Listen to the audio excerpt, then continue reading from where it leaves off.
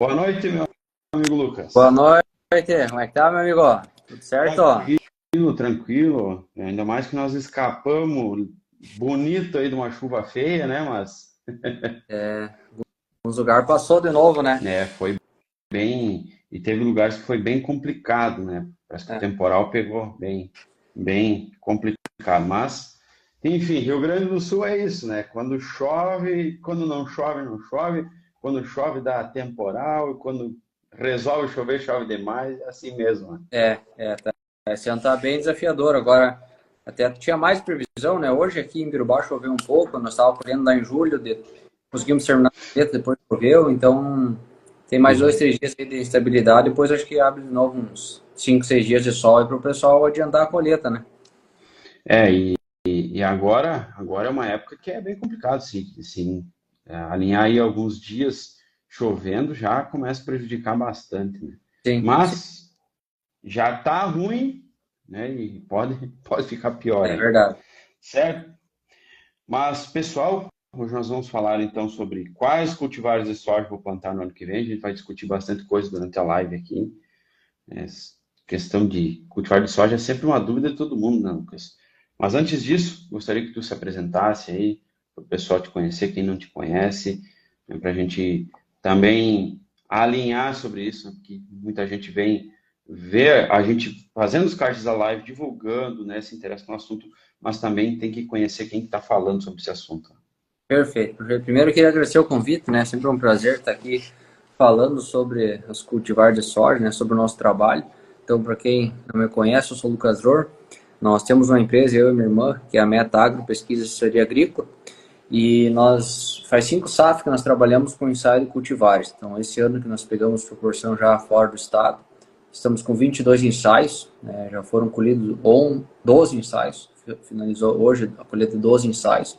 Então, nós temos 19 no Rio Grande do Sul, um em Santa Catarina e 2 no Paraná. Então, nosso foco é essa parte de pesquisa em cultivares.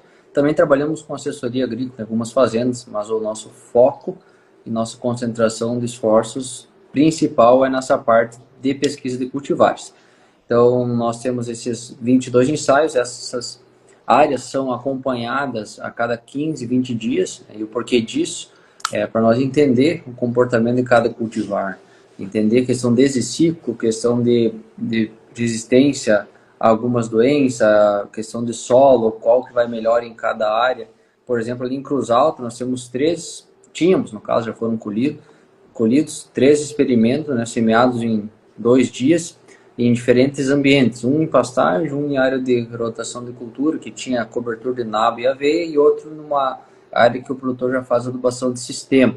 Então, infelizmente, essa área de adubação de sistema pegou granizo, mas é importante nós e começamos a trabalhar mais nessa parte de correlacionar as cultivares com o ambiente de produção, porque a questão de, principalmente lá na metade sul, né, o pessoal trabalha muito com pecuária no inverno, então é importante nós entender qual cultivar vai melhor em cada cenário. E aí nós temos esses acompanhamentos quinzenais, né, a cada 15, 20 dias, para nós fazer essa correlação depois com quantidade de chuva, né, a distribuição de chuva durante o período, quando choveu até o florescimento, quando choveu até o enchimento de grão, e aí nós conseguimos entender melhor a produtividade de cada cultivar. Ah, é fator genético, essa cultivar é melhor mesmo, ou essa aqui foi favorecida por uma chuva em tal período. Nós fizemos uma avaliação de PMS, então até hoje tarde, Jumei nós colhemos lá em julho, conseguimos terminar nessa chuva, daí de tarde nós já começamos a fazer a questão de PMS, umidade, para fazer e ter esses resultados para depois nós conseguir fazer as recomendações posteriores. Então, basicamente, nós trabalhamos com ensaios de cultivares, né? Temos empresas parceiras, né, que contratam nossos protocolos e a gente testa também linhagens de algumas empresas e cultivares das principais obtentoras que tem no mercado, nós estamos testando. São mais de 900 parcelas e mais de 80 cultivares testados, né, entre cultivares e linhagens. É um trabalho, é um trabalho bem puxado aí. É, Não só a gente fala agora da colheita, mas todo o trabalho de condução disso, o acompanhamento, né, toda a avaliação, isso dá o que fazer, né? algum quilômetro rodado, né, mas é necessário, né? É necessário estar fazendo esse acompanhamento para entender, né? Não é só simplesmente ir lá plantar, colher e daí, essa produziu mais, né? Mas tem que saber o porquê, né? E como Sim. o ambiente, toda essa parte.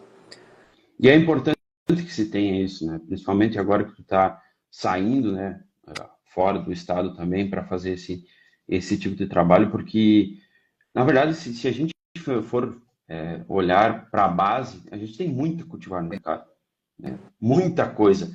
E muitas vezes o produtor tem uma dificuldade tremenda de decidir entre quais cultivares ele vai optar para fazer o plantio. Então, esse tipo de trabalho ele é de extrema importância para que se leve também essa informação, né, até o produtor, até o técnico, né, para se fazer esse tipo de recomendação. Então, não, como tu falou aí, infelizmente perdeu essa área de adubação de sistema, né, mas é importante você saber porque a gente encontra diversas situações, né, a campo. Inclusive, eu quero entrar depois nesse assunto de novo, mas né, só para complementar aqui, mas essa questão do estudo em si, né, tem várias empresas que fazem isso, né, mas a condução de formas diferentes, né, em solos diferentes e também em estados diferentes, porque a gente encontra microclima, um clima diferente também, isso altera bastante, né? E o que tu tá vendo, né? Agora que você tem área no Paraná, Santa Catarina também, né? O que tu tá vendo? Existe um comportamento diferente entre essas variedades nesse quesito? Claro, já entrando falando da seca também, né, Lucas? Eu acho que podia fazer um apanhado meio geral sobre isso. Né? O que está encontrando no todo, assim. Perfeito, perfeito. Assim, nós começamos a semeadura no dia 19, então, de outubro, aqui em Birubá. Aqui em Birubá, na nossa sede, né? Nós somos de Birubá. Temos 3 épocas, então, 19 de outubro, 10 de novembro e 4 de dezembro. Então, começamos aqui e terminamos aqui. Então, de 19 de outubro a 4 de dezembro, nós plantamos essas 22 áreas. Então, aqui no Rio Grande do Sul, nós plantamos nós mesmos, então, nosso trator plantadeiro, é uma parceria com a Vence Tudo, ela cedeu para nós em comodato uma plantadeira 4 linhas. Então, aqui essas 19 áreas nós plantamos, e Santa Catarina e Paraná foi com os implementos, né, equipamentos do produtor parceiro. No geral, aqui no Rio Grande do Sul, foi muito distinto e é o segundo ano que nós temos mais amplo. Né? Ano passado nós já tínhamos 11 áreas, o ano anterior tinha 7, mas ano passado nós já tínhamos na metade sul, Arroio Grande e Pinheiro, Machado. Só que ano passado, infelizmente, devido à chuvarada, né, nós não conseguimos escolher essas áreas que acabou perdendo. Esse ano nós temos lá, nós temos em Arroio Grande, Jaguarão, temos Butiá, São Gabriel, Dom Pedrito e Bagé, que a gente considera metade sul, né? Consideramos metade sul. Arroio Grande e Jaguarão está muito bom o ensaio, então, olha, produtividade acima de 50, né? Para a região é muito bom. Aí nós temos Butiá, que no passado nós já tínhamos, a terceira safra, né? Parceiro lá no Novatsky. Terceira safra, nós trabalhamos lá com eles. No passado, nós fizemos 82 de média do ensaio. Teve cultivares que passou de 90, né, 95. Esse ano, não sei se chega a 30 devido à questão de seca. Então, lá é uma área que sempre é muito caprichada, manejo, né, tudo muito bem feito, só que faltou chuva. São Gabriel, da mesma forma, né, faltou muita chuva, Bagé. Então, os nossos assim, ensaios mais comprometidos com a seca é Butiá, Bagé, São Gabriel e lá em São Luís Gonzaga estava sofrendo muito no início, depois, quando começou o enchimento de grão, deu 2 chuvas boas e aí recuperou o ensaio. Né? Foi diferente do que Butiá. Butiá e São Gabriel choveu bem no início, né? Ele estabeleceu ali, estava com 15 nós, 16, alguns cultivares até mais, e aí cortou a chuva. Né? Então, depois do florescimento em diante, cortou a chuva. Então, por isso que nós fizemos essas avaliações, conseguimos ter esse mapeamento, né, de quando faltou a chuva, em qual estágio, como é que estava, como cada cultivar se comportou. Aí nós temos o ensaio em Júlio Castilho, foi colhido hoje. O ensaio vai ficar na média assim, dos nossos ensaios, tem piores, tem melhores. Alguns cultivares se destacaram lá, tipo, nós colhemos hoje, até foi colhido tudo, né, mas vamos dizer, 6131, que é uma nova, que vem da Monçóia, a Raça, essas duas aí que tem que fazer a umidade ainda, né? Nós calcular tudo certinho, mas vão estar entre as primeiras cultivares aí que, com biotecnologia, né? Depois vamos falar um pouco mais sobre isso. Nós colhemos em Condor também, um ensaio que foi muito bem. Lá choveu melhor, João de Palmeiras ali, Condor, e também muito manchado, né? Também anda bastante, né, a questão de alguns lugares no mesmo município tem lavouras de 50, 60, até 70, já acompanhei, e tem lavouras de 20, 30, né? Então, não é questão só de manejo. Com certeza, quem vem manejando o solo, caprichou numa semente, num plantio, adubação, tá colhendo mais, isso é sem dúvida. Ano bom e ano ruim vai ter essa diferença, mas a chuva e época de plantio interferiu muito, né? Aí nós temos ensaio em Cruz Alta, ficou produtividade boa, foi plantado 20 de outubro, produziu bem. Passo Fundo foi bem, assim, contrário do que muitos falavam, tem que plantar cultivar mais tardia, para ter... Lá foi o contrário, esse ano as cultivar mais precoce produziu mais porque elas já estavam finalizando o enchimento de grão quando cortou a chuva e as mais tardias estavam iniciando, então PMS muito baixo, as cultivar de ciclo 5,8 para cima, então ali que foi o principal queda na produtividade. Nós temos lá em Estrela, que vai ser colhido provavelmente no próximo ano, Estrela Velho, é perto de Cruz Alta, de Birubá, mas é um microclima completamente diferente. Tá muito bom também, lá pegou uma chuva a mais, né? A gente fala assim, choveu melhor. Então, vai ter muito resultado bom, né? Vamos conseguir fazer muitas análises, questão de chuva, de cultivar, de época de plantio. E é como eu sempre falo, né? Nós temos que sempre pensar em escalonar época de plantio e também ciclo, né? Não dá para apostar tudo num ciclo, tudo numa cultivar, tudo numa época, né? Se nós conseguir fazer esse escalonamento, com certeza vamos diminuir o risco, né? Se acertar, a gente sabe, começo de novembro aqui para nossa região, sem dúvida, é a melhor época. Se nós plantarmos um cultivar de ciclo precoce, né, até uma 5,5, uma 5,7, nessa época vai ter o melhor potencial produtivo, só que se nós plantar só essa época, só cultivar desse ciclo, se faltar chuva, pega toda cultivar, toda a lavoura, né, do produtor. Por isso que é importante nós fazer esse escalonamento, e tanto de época quanto de grupo de maturação de cultivares mais tardia, mais precoce, né, para nós mitigar, né, e diminuir esse risco devido à chuva, que é o que cada vez mais vai ser presente, né, é presente, isso nos últimos anos a gente viu e conseguiu analisar isso, que algum momento vai faltar chuva, né, algum momento tá faltando chuva no ciclo.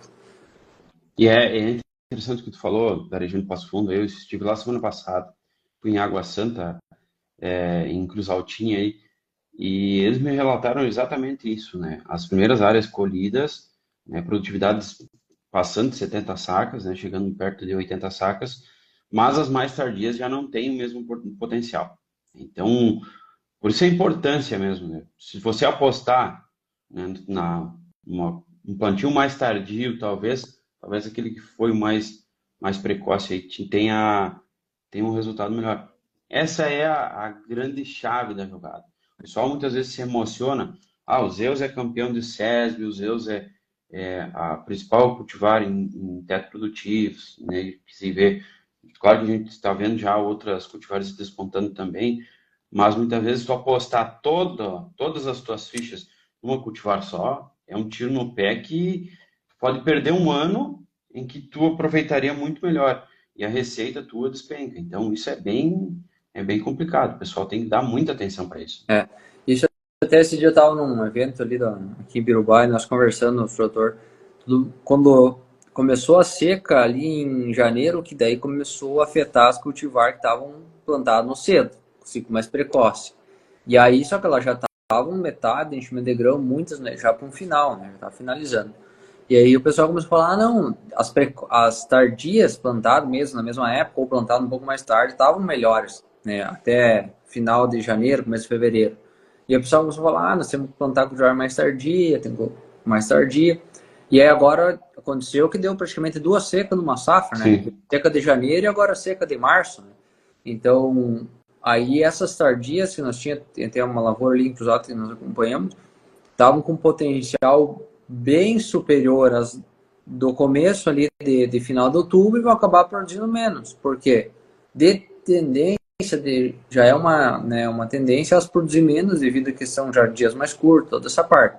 Mas ainda faltou chuva.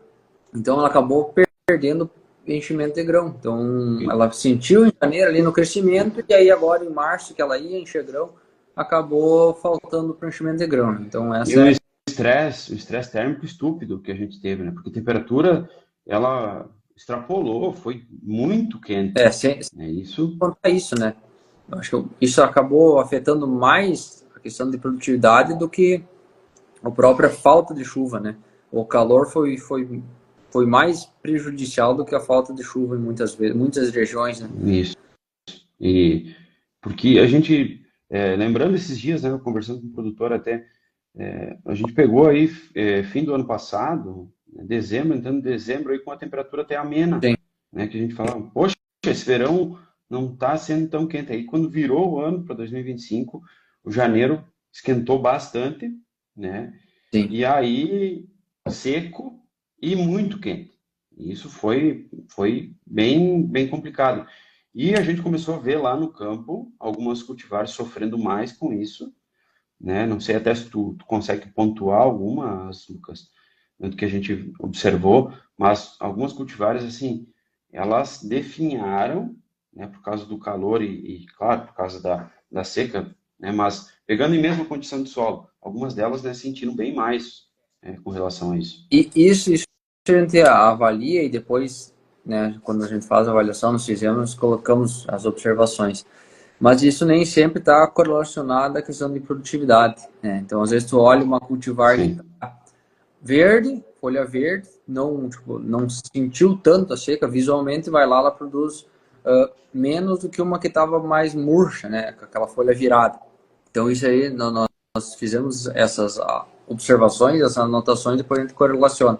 Então, isso não é um preditor que se está mais murcha, vai produzir menos, né? Claro, tem cultivares que são mais sensíveis, né, à falta de chuva do que outros, né? Então, normalmente, cultivares de ciclo mais precoce vão sentir mais que cultivares de ciclo mais tardio. Tem algumas cultivares que a gente pode observar que questão também de sistema radicular. Cultivares que são melhores de raiz, tem um sistema radicular mais agressivo, elas não vão sentir tanto, né? São materiais mais estáveis.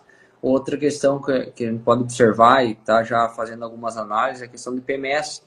Então, normalmente, é o cultivar que é mais produtiva, que tem um teto produtivo alto, que o pessoal sempre fala, né, das obtentoras, ela é mais instável. Por quê? Imagina, nós temos um PMS de 200. Tá lá na obtentora, PMS de 200 cultivar X. Só que, se ela perder 20 gramas, né, ela já vai para 180. Então, isso já dá vamos dizer, 10%, onde em vez de escolher 50, tu podia colher 55, né, só no PMS. Então, dá uma variação muito maior do que, por exemplo, uma de 160, 170. Sem contar que essas cultivar que, por exemplo, tá lá no catálogo da empresa como 200 gramas, 190, 200, né, nessa faixa. Em lavoura mesmo, se chover, que nem nós tinha lá em Serra Alta, teve cultivar que passou de 240 de PMS. Então, você pega de 240 para 180, olha a diferença que dá. sim. A planta vai ter formado, tipo, toda a estrutura ali, só faltou no enchimento de grão. E aí, claro, tem a questão nutricional, né? Sabe muito melhor que eu essa parte. Tem a questão nutricional que vai interferir, mas principalmente é a falta de chuva, né?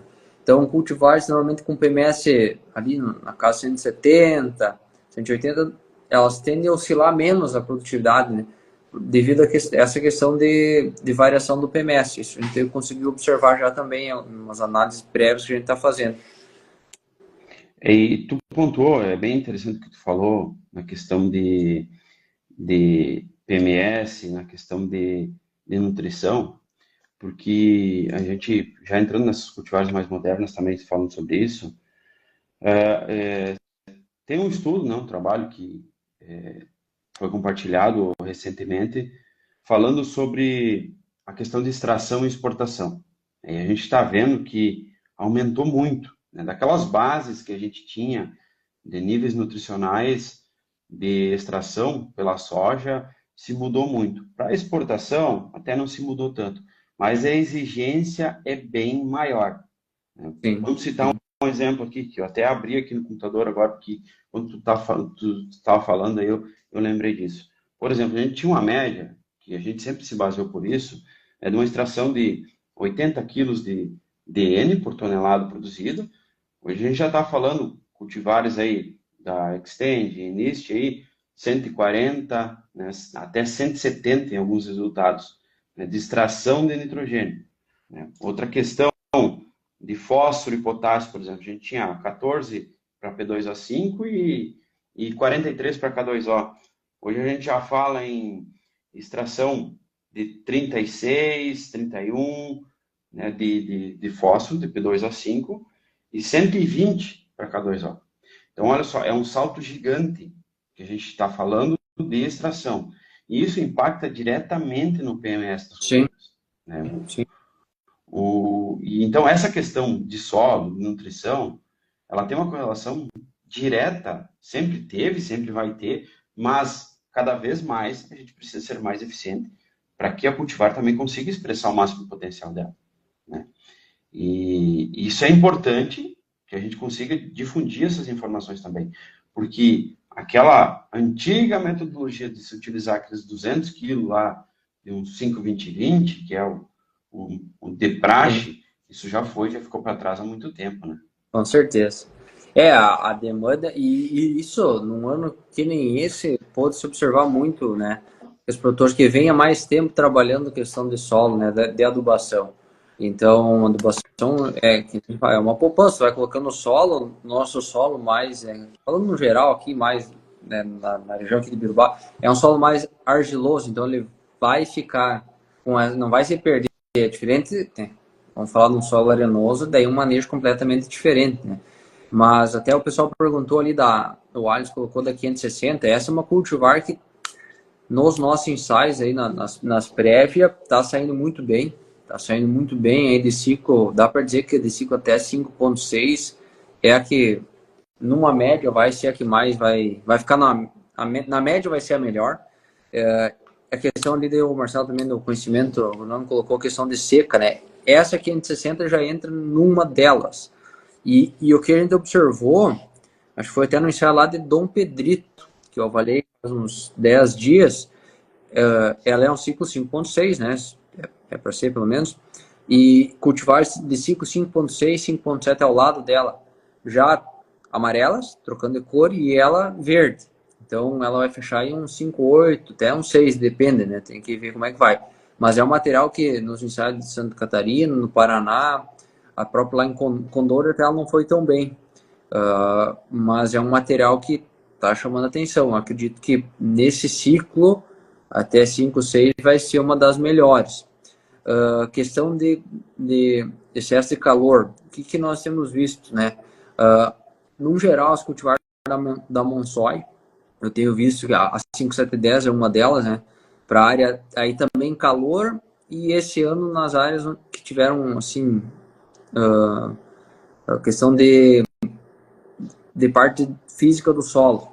Então, se nós pegar na área de pastagem, lá para Pega São Gabriel, Pega Bagé, ela está se mostrando uma boa cultivar. Nós já tinha essa ideia dela, ela está confirmando.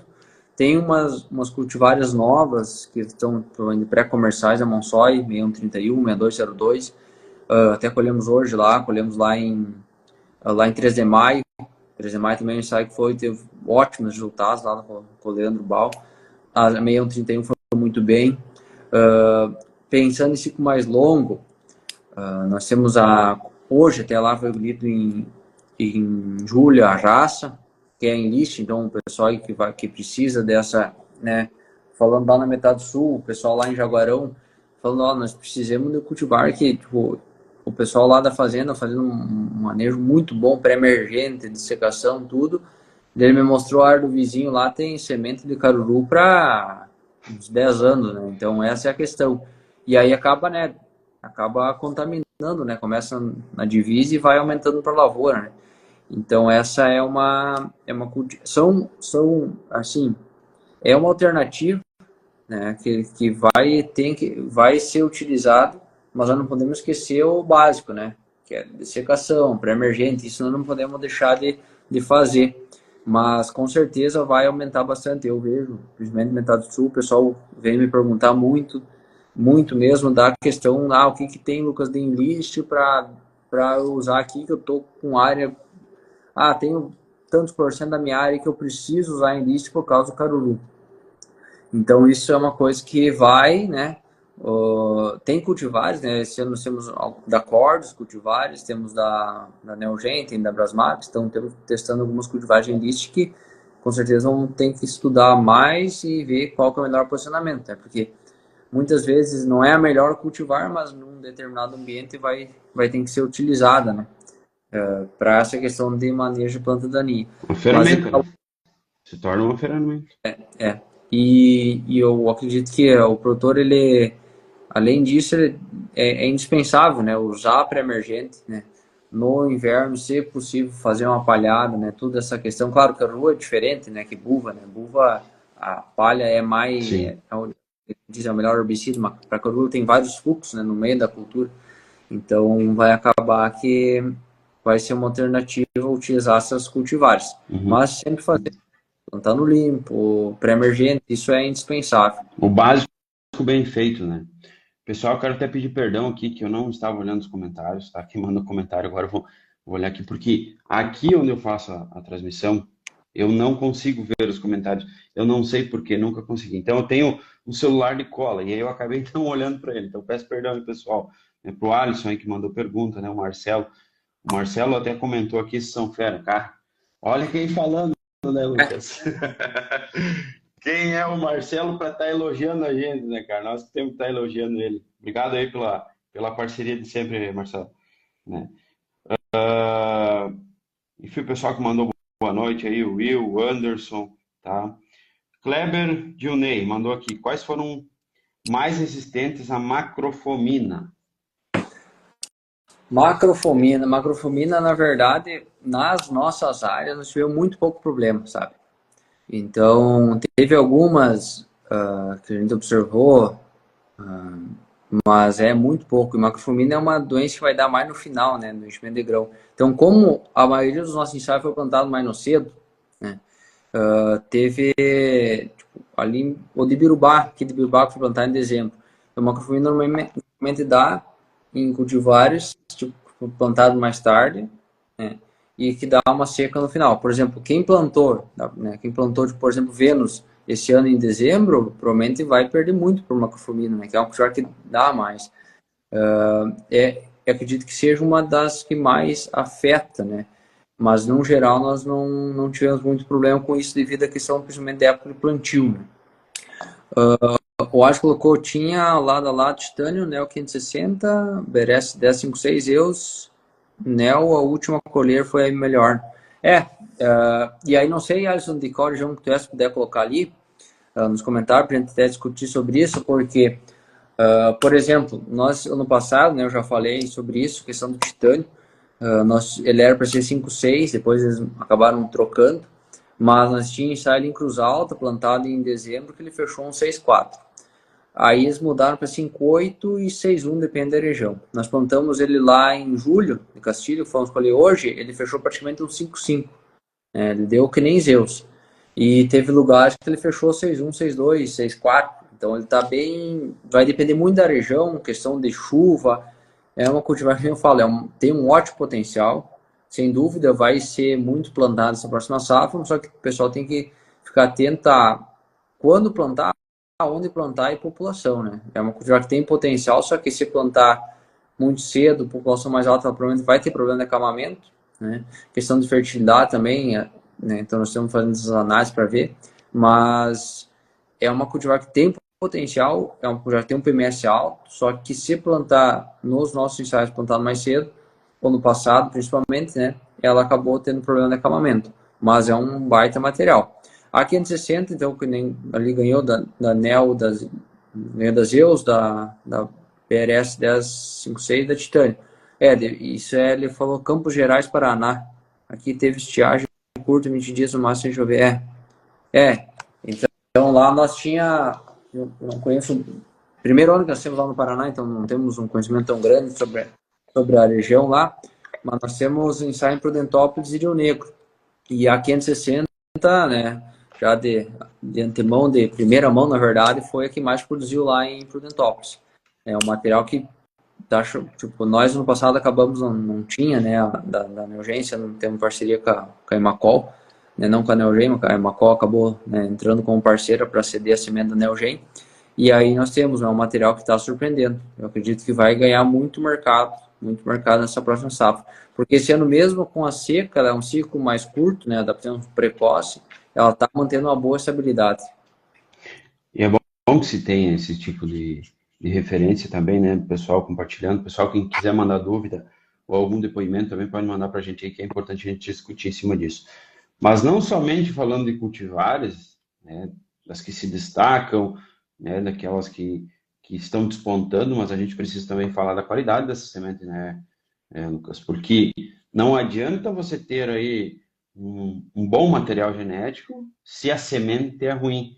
E aí a gente precisa discutir sobre isso, né, sobre semente certificada, semente de qualidade, principalmente atrelada à questão de germinação e vigor, né? Eu gostaria que tu fizesse algumas pontuações em relação a isso, porque esse ano a gente viu muita coisa no campo aí, que um trabalho, eu digo assim, ó, um trabalho que primeiro vem a minha parte, né? Todo aquele trabalho de solo, então a gente faz aquela correção, né? Dimensiona muito bem a adubação, mas aí no momento que chega a parte do Lucas, aí da parte da semente, cara, aí tu vê que perdeu tempo, tu errou ali naquele ponto da semente, e aí não tem o que fazer.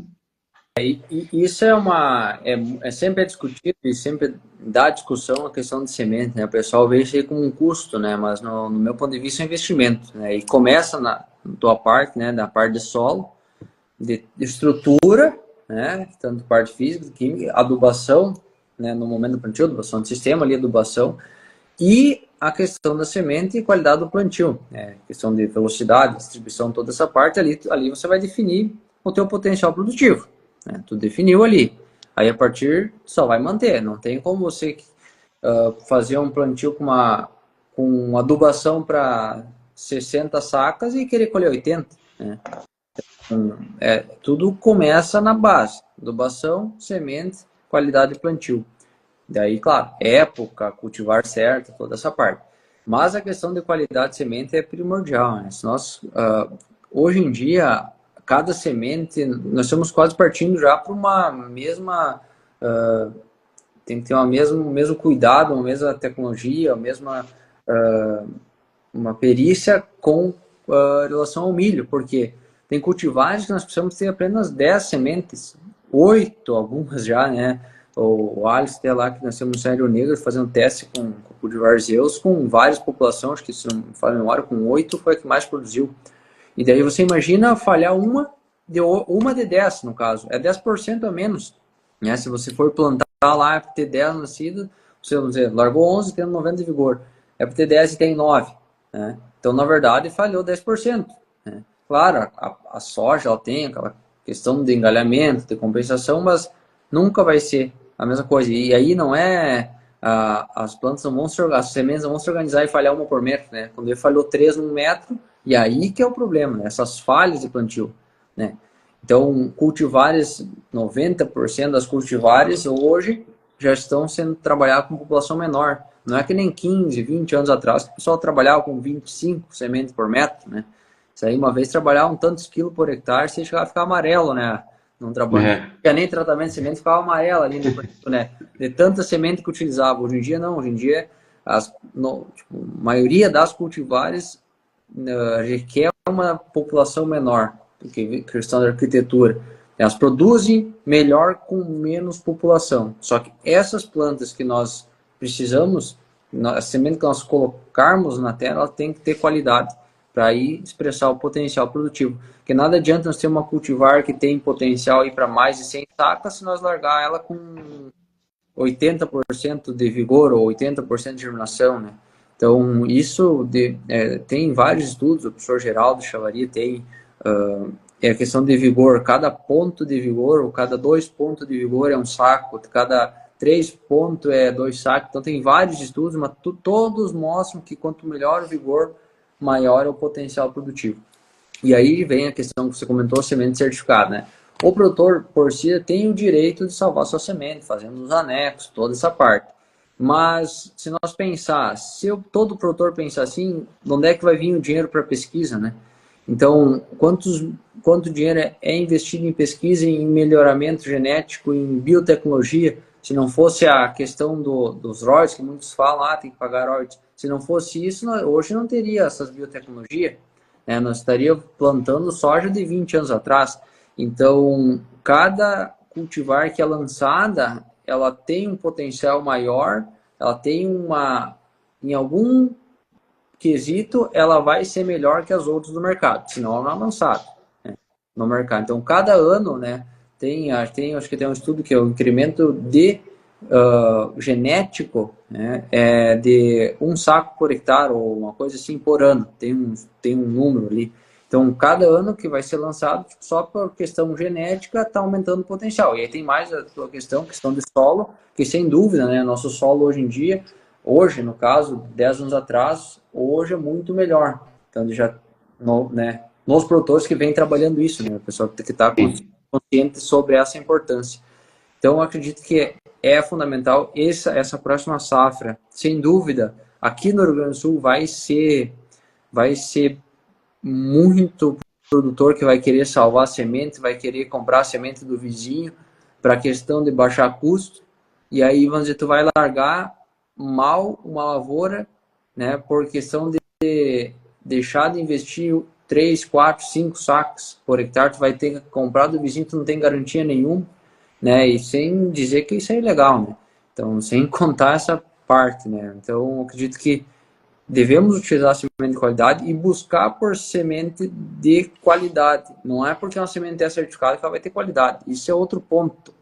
Que o pessoal, muitos, eu salvei a semente, era melhor que a comprada. E eu acredito, sem dúvida nenhuma, que tem muito produtor que salva a semente, que tem um capricho, um exímio em fazer o trabalho que vai ser melhor do que a comprada.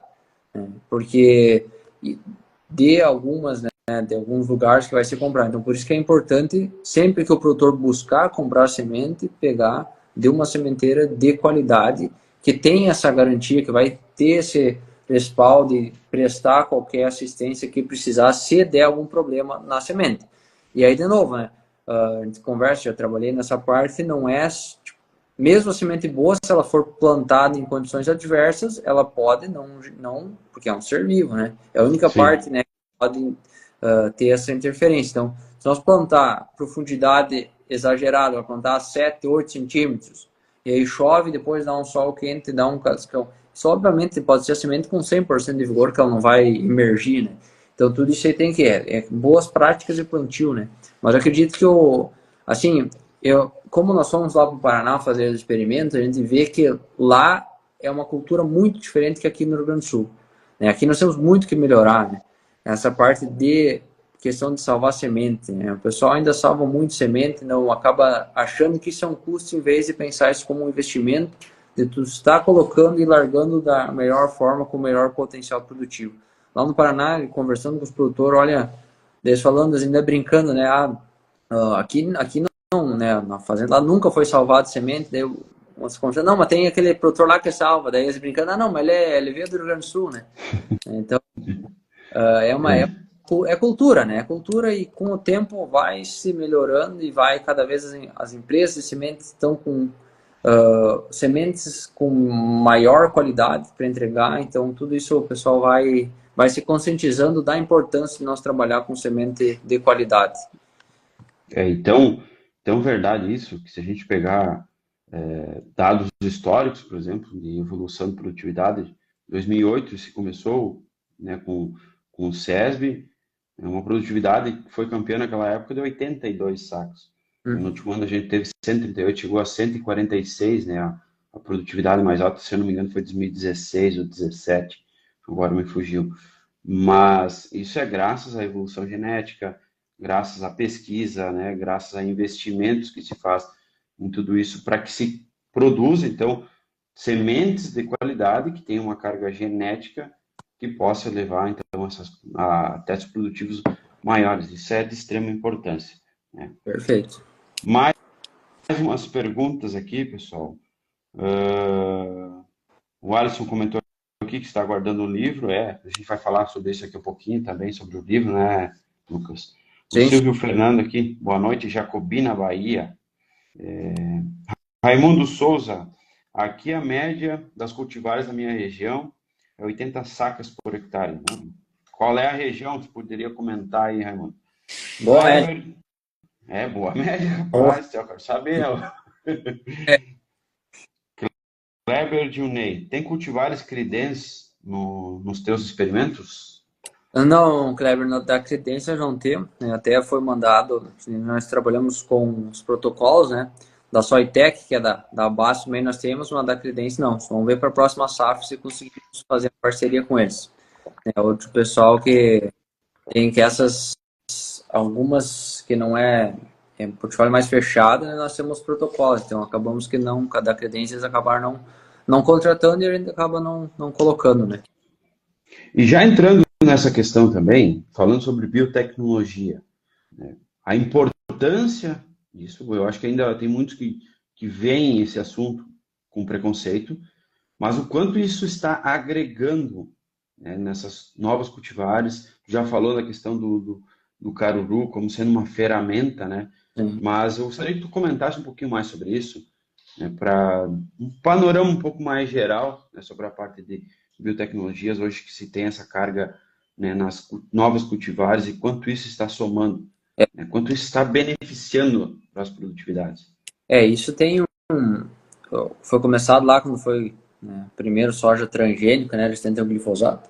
Aí depois nós viemos para isso aí foi exclusivo para o Brasil quando veio a soja aí pro resistente a lagarto. Depois nós tivemos a Intacta 2, que vem a dicamba, né, na linha da Bayer, e aí a Corteva lança a Enlist e a Conquesta Enlist. Então isso no começo deu muita confusão e ainda eu às vezes escuto o pessoal falando, vou aplicar dicamba numa Enlist, vou aplicar 2,4-D numa I2X, né? Isso isso com o tempo o pessoal vai, né, o produtor vai, né, muito também falta capacitação aí de alguns consultores, a gente vê, mas vai muito de o produtor se conscientizar e buscar essa informação. Então nós temos essas duas principais, né, que é esta Enlist, né, e a I2X, e aí nós vamos ter para frente que é a terceira geração, que daí da Bayer, que vai ter 5 herbicidas, né, que é a dicamba, 2,4-D, glufosinato, glifosato e mesotrione. Então isso é para próximas safras. Mas a biotecnologia em si, ela quando é trazida uma nova biotecnologia, essas cultivares elas têm um potencial produtivo maior. Então, se nós pensar, quando veio da soja convencional para a RR, aumentou a produtividade.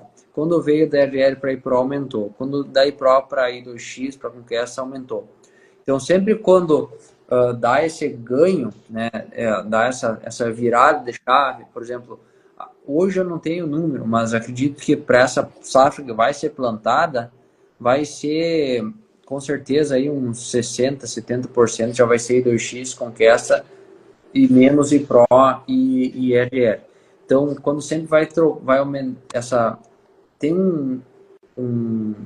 uma aceitação maior dessas cultivares com as novas tecnologias, aumenta o nível de produtividade. Fora a questão de controle de lagartas, né, que as duas facilita, e a questão de planta daninha, né, tanto de campo, que tem que ser aplicado em pré ou pré-plantio ou pré-emergência, né, antes da emergência tem que ser, ou o próprio 2,4-D, o Enlist Colix D, né, que tem que ser o salcoli, né, o Enlist Colix D, ou o glufosinato sobre a cultura na Enlist.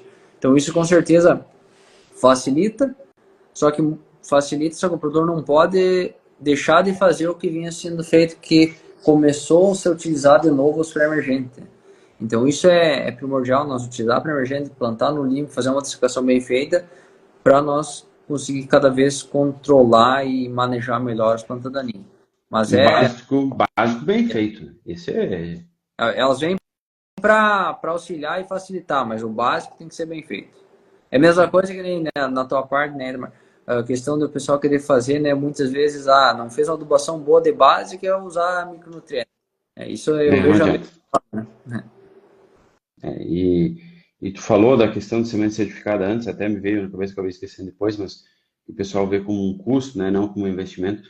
Tem muita gente vendo calcário como custo. Infelizmente está assim. Então, você imagine, né, a dificuldade que a gente está encontrando. Só para te ajudar, Lucas, eu pesquisei aqui, eu não sei falar direito esse nome, se é Viconic ou Viconic, não sei como é que vai se chamar isso aqui, Isso, né? Há 5 herbicidas, né? O dicamba, glufosinato, mesotrione, 2,4-D e glifosato. Então, é uma bomba, realmente é uma, uma boa tecnologia que vai ajudar muito. com Então, certeza. falando ainda um pouquinho sobre a questão da seca, eu até deixei passar, eu tinha anotado aqui, acabei deixando passar, assim. Mas para a gente pontuar e ser bem direto, tá? Estiagem, como tu falou, vai ser, todo ano a gente vai ter aqueles 10, 15 dias, a gente vai ter que aprender a conviver com isso, né? Mas, na tua visão, qual que é a principal estratégia para contornar isso? É realmente escalonamento, mas não somente o escalonamento, né? Ciclos diferentes, na tua visão, o que seria o mais interessante? Assim, primeiro tem que cada fazenda, né, cada propriedade vai ter, é uma realidade, né? Isso primeiro você tem que entender qual que é a realidade de cada propriedade, cada fazenda. Por quê? Planta trigo em toda a área, planta aveia de cobertura, tem pastagem, tem canola. Então tudo isso aí vai interferir, mas partindo desse pressuposto, nós temos que pensar, que nem você falou, em escalonamento. Começar a plantar, vamos dizer, planta 30% na abertura, 30% na melhor época e 30% no fechamento. Né? Fazer um negócio assim de escalonar épocas de plantio e aí em cada época plantar cultivar de ciclo distintos, não plantar a mesma cultivar e também não plantar, vou plantar duas cultivares, duas do mesmo ciclo. Né? Então as duas vão ter o florescimento e enchimento de grão na mesma época. Então pode dar certo, como pode as duas sofrer, né? Então eu acredito que o básico é isso, entender qual que é a tua realidade. Tem que também pensar no operacional na hora da colheita. Né? Se nós plantar na abertura uma mais tardia e plantar no fechamento mais precoce, elas vão dar junto na colheita. Então isso aí tudo tem que pensar, em cada fazenda vai ter a dinâmica, mas sem dúvida, se nós fizéssemos esse escalonamento, começou a plantar 20 de outubro, que seria uma abertura, vai até final de novembro plantando, tu vai ter aí 40 dias de plantio, então tu vai ter 40 dias aí de diferentes ciclos, diferentes desenvolvimento das plantas, né? Em janeiro, em fevereiro, em março, para tu conseguir diminuir o risco, né? Perante quando faltar chuva.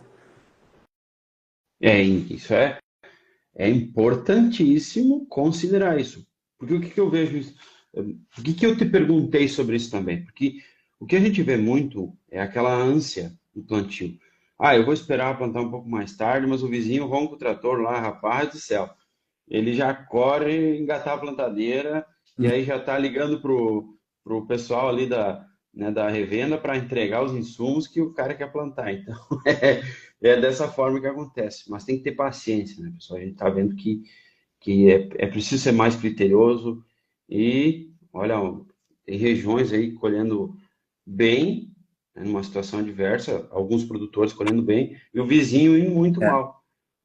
Simplesmente por alguns dias de diferença de plantio, pegou uma janela diferente, principalmente no enchimento, né, que é a fase mais crítica, e aí você pode salvar também uma parte da tua lavoura se você utilizar dessa inteligência, né, e escalonar o teu plantio, né, que é um planejamento, que a gente deve fazer para tudo esse tipo de é. planejamento. E isso muito, né? E também da cultivar, né? Tem ensaios aí que a gente está colhendo, dá 50% de variação, por exemplo. Um produziu 40 e outro 60. E aí tu pega 20 sacos só na escolha da cultivar, né? Tá louco, muito. É muita diferença, né? Então é importante nós fazer essa escolha de forma correta. Não ir, essa tá. Essa aqui tá com preço melhor, ou me falaram dessa, sim, mas falou em qual base? É para tua área? É melhor na época que tu vai plantar? Sempre levar em conta tudo isso. Até o Anderson perguntou da questão de canola.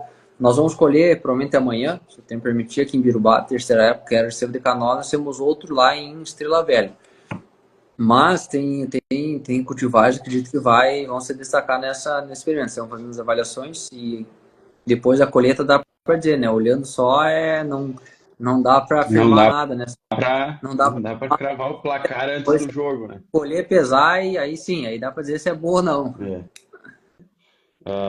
Mas, em resumo, Lucas, falando dessas cultivares, então, quais que se destacaram? Quais foram aí as que mais se destacaram que o pessoal pode apostar aí no próximo ano? Como é que o pessoal vai saber dessas cultivares? Como é que eles têm todas as informações aí? Nós temos, né, Marcelo, conversando sobre isso, nós temos um grupo de pré-venda, né, no WhatsApp, o link, se alguém quer, pode me mandar mensagem ali no direct, ou vai estar no meu Instagram, e aí vai estar no nosso livro. Nós fizemos no passado, foi o primeiro livro, esse aqui, aí acredito que muitos já tiveram ele, e nós estamos trabalhando bastante esse ano para divulgar bastante esse trabalho, e temos já com uma pré-venda, né, os dados vão estar prontos até final de abril, vai para impressão até final de maio. A ideia está disponível aí para os produtores, agricultores, representantes, consultores, todo o pessoal no geral. E nós temos uma condição especial aí para quem está no nosso grupo de pré-venda, que vai ter um preço mais baixo, obviamente, para quem adquirir agora. Vai ter todos esses resultados, né? Não temos, então, como eu falei no início da live, mais de 900 parcelas testadas, mais de 80 cultivares de linhagem, né, testados, então vai ter muita informação. Nós vamos ter também a questão das chuvas, de cada ensaio, para o pessoal fazer esse comparativo. Aqui produziu tanto, mas choveu quanto, né? Então toda essa parte, isso aí vai estar tudo no nosso livro. Posteriormente, né, vamos fazer outra live, acredito, podemos Sim. falar depois que nós tiver todas as colheitas, trazer mais resultados para o pessoal. Então agora a gente está fazendo muitas análises, compilando os dados, mas sem dúvida aí para quem adquirir o livro vai ser uma baita ferramenta para escolher melhor os cultivares. E também depois nós vamos trabalhar vamos fazer uns webinars, vamos fazer trabalhar diretamente para as fazendas, né? Mas isso a gente fala outra hora, em outra oportunidade. Isso aí, pessoal. Então, quem não segue o Lucas ainda, entra no perfil dele lá, segue ele, pode entrar em contato via direct aí para entrar no grupo, para depois ter acesso a esse livro, né? É um valor bem acessível pela quantidade de informações que tem dentro desse livro e vai ajudar muito. Pessoal, que quer conhecimento, informação que vai te ajudar no dia a dia, nunca vai se tornar caro.